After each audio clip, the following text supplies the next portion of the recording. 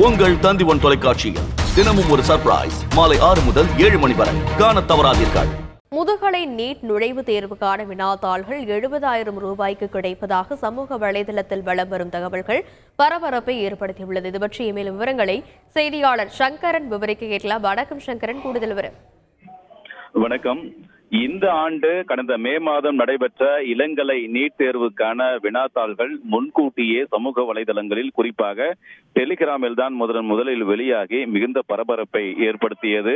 இதன் காரணமாக நாடு முழுவதும் மிகப்பெரிய சர்ச்சைகளும் பல்வேறு வழக்குகளும் கைதுகளும் நடந்திருக்கின்றன. இந்த நிலையில் வரக்கூடிய 11ஆம் தேதி நாடு முழுவதும் முதுகலை நீட் தேர்வு நடைபெற இருக்கிறது. 2 லட்சத்திற்கும் அதிகமான மருத்துவர்கள் இந்த தேர்வை எழுத இருக்கிறார்கள்.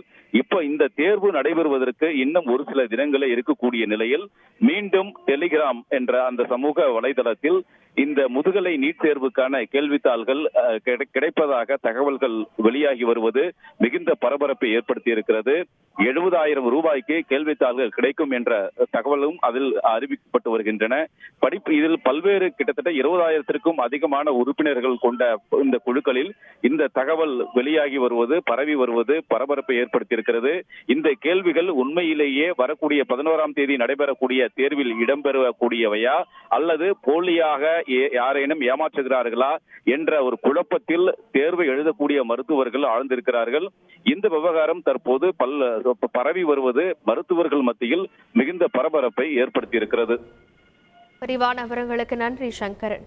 உங்கள் தந்தி1 தொலைக்காட்சியில் தினமும் ஒரு சர்ப்ரைஸ் மாலை 6 முதல் 7 மணி வரை காணத் தவறாதீர்கள்.